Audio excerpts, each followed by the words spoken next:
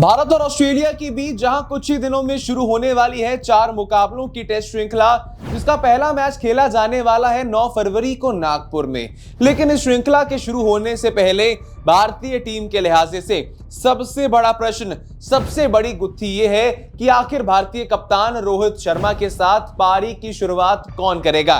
क्या शुभमन गिल करेंगे पारी का आगाज या फिर केएल राहुल? शुभमन गिल जो इन दिनों काफी ज्यादा रन्स बना रहे हैं, अंतरराष्ट्रीय क्रिकेट में रनों की बरसात कर रहे हैं, जबकि दूसरी तरफ से केएल राहुल जो हाल ही में शादी के बंधन में बंध के आ रहे हैं। लेकिन केएल राहुल की बल्ले के साथ फॉर्म कुछ उतनी ज्यादा सराहनीय नहीं है। तो आखिर इस बड़ी गुत्थी से हम इस वीडियो में पर्दा उठाएंगे, क्योंकि आपको आंकड़ों की सहायता से बताएंगे कि इससे पहले ऑस्ट्रेलिया के सामने शुभमन गिल और केएल राहुल ने कैसा परफॉर्मेंस करके दिखाया है, इन खिलाड़ियों का परफॉर्मेंस किस प्रकार से आया था और इन स्टैट्स के आधार पर, इन आंकड़ों के आधार पर किसे मौका मिलना चाहिए, इसका फैसला आप खुद भी कर सकते हैं शायद। तो शुरू करते हैं। अब आपको बता दिया जाए, इससे पहले जो भारत की आखिरी श्रृंखला हुई थी ऑस्ट्रेलिया के साथ बॉर्डर गवास्कर सीरीज की, वो हुई थी साल 2020-21 में, जब भारतीय क्रिकेट टीम ने 36 के निजी स्कोर पर ऑल आउट होने के बाद उस श्रृंखला को 2-1 से अपने नाम पर किया था।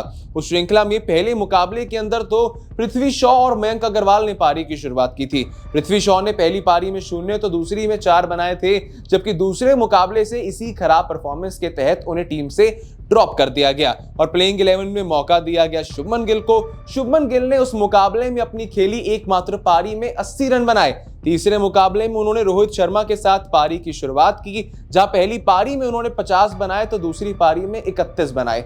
चौथे मुकाबले के अंदर शुभमन गिल ने पहली पारी में मात्र 7 रन बनाए, लेकिन दूसरी पारी में उनके बल्ले से 91 रनों की पारी आई थी और उसी पारी के चलते और ऋषभ पंत के तूफान के साथ भारत ने शायद गाबा का घमंड तोड़ा था। कुल मिलाके उस पूरी श्रृंखला में शुभमन गिल ने 3 मुकाबले खेले, 3 मुकाबलों में 259 रन बनाए, जिसके अंदर शुभमन गिल के बल्ले से 3 अर्धशतक भी आए थे केवल 5 पारियों के अंदर। अब ये तो बात थी शुभमन गिल की। अब आपको बताते हैं किस वजह से हम कह रहे हैं कि केएल राहुल का बल्ला ऑस्ट्रेलिया के सामने खासी आग उगलता है, क्योंकि केएल राहुल के बल्ले ने आज से 5 साल पहले 2016-17 में ऑस्ट्रेलिया के सामने भारत में ही हुई 4 मुकाबलों की टेस्ट श्रृंखला में हल्ला मचाया था। उनके बल्ले ने ऑस्ट्रेलियाई गेंदबाजों के पसीने छुड़वा दिए थे। इस बात का उदाहरण आपको इस बात से ही दिया जा सकता है कि केएल राहुल ने उन 4 मुकाबलों में 7 पारियां खेली थी और उन 7 पारियों में से 6 बार उन्होंने अर्धशतक मुकम्मल किया था। उस पूरी श्रृंखला में केएल राहुल ने मुरली विजय,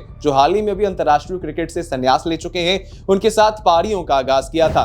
पहले मुकाबले में केएल राहुल ने 64 रन की पारी खेली, जबकि दूसरे मुकाबले की पहली पारी में 90, दूसरे में 91, जबकि तीसरे टेस्ट मुकाबले की खेली गई एकमात्र पारी में 67 रन बनाए, जबकि चौथे मुकाबले की दोनों पारियों में केएल राहुल के बल्ले से अर्धशतक आया था। पहली में 60 तो दूसरी में 51 रन की पारी एक बार फिर से खेली।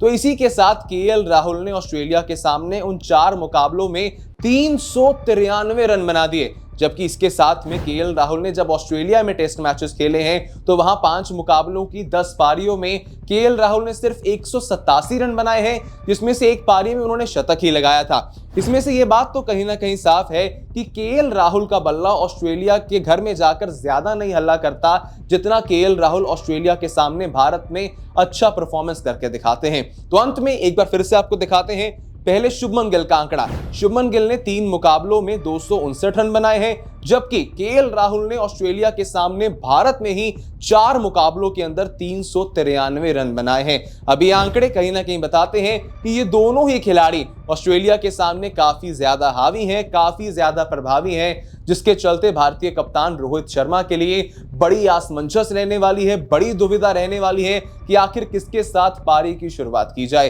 पहले अच्छा परफॉर्म किए हुए केएल राहुल या फिर इन दिनों शानदार फॉर्म में चल रहे शुभमन गिल। तो इन आंकड़ों के तहत आपको क्या लगता है, भारतीय टीम को किस खिलाड़ी के साथ ओपन करना चाहिए, रोहित शर्मा या शुभमन गिल? दीजिए अपनी राय हमें कमेंट सेक्शंस में, और इस वीडियो को अंत तक देखने के लिए बहुत बहुत धन्यवाद।